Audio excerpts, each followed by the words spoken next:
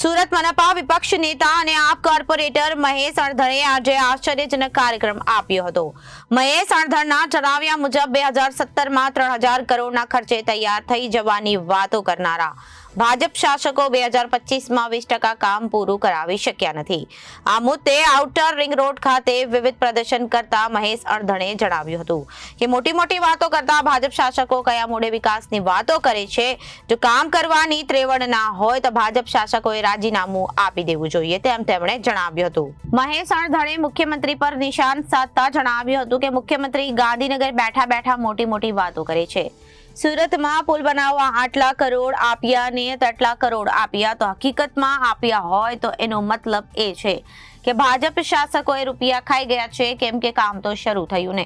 મુખ્યમંત્રીના તાબા હેઠળ જો રૂપિયા મોકલાયા હોય તો મુખ્યમંત્રીએ પણ રાજીનામું આપી દેવું જોઈએ કેમ કે તેઓ કામ કરાવવામાં નિષ્ફળ નિવાડ્યા છે તેવું ઉગ્ર સ્વરે મહેશ અણધરે જણાવ્યું હતું। મહેશ અણધરે ચીમકી આપતા જણાવ્યું હતું કે જો 2 મહિનામાં કામગીરી શરૂ કરવામાં નહીં આવે તો મેયર કમિશનર સહિત સંલગ્ન તમામ કચેરીઓનો અમે ઘેરાવ કરીશું।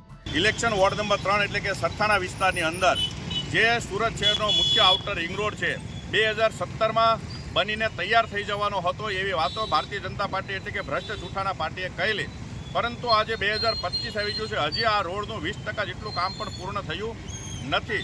3000 કરોડના ખર્ચે બનનારા બ્રિજના રૂપિયા ભાજપના કયા નેતાઓ ખાઈ ગયા છે? આ સૌથી મોટો સવાલ એટલે છે કે આજે 7 વર્ષ પછી પણ હજી આ પુલ બનવાનો તૈયારીઓ નથી, કારણ કે છેલ્લા 1 વર્ષ દરમિયાન આ કામ ઉપર એક ઈંટ પણ અહીંયા મુકાણી નથી। આવા 3 બ્રિજ એટલે કે વરાછા કામરેજ રોડ ઉપરનો મુખ્ય બ્રિજ છે, સાથે ભરથાણા પાસે જે રેલવે ફ્લાયઓવર બ્રિજ છે, અને આ કઠોદરા પાસોદરાની પાસે જે વાય જંકશન પડે છે, આ વાય જંકશનના ટોટલ 3 બ્રિજો છેલ્લા 1 વર્ષથી સંપૂર્ણ કામગીરી બંધ છે અને 1 વર્ષ જેટલો સમય ગયો।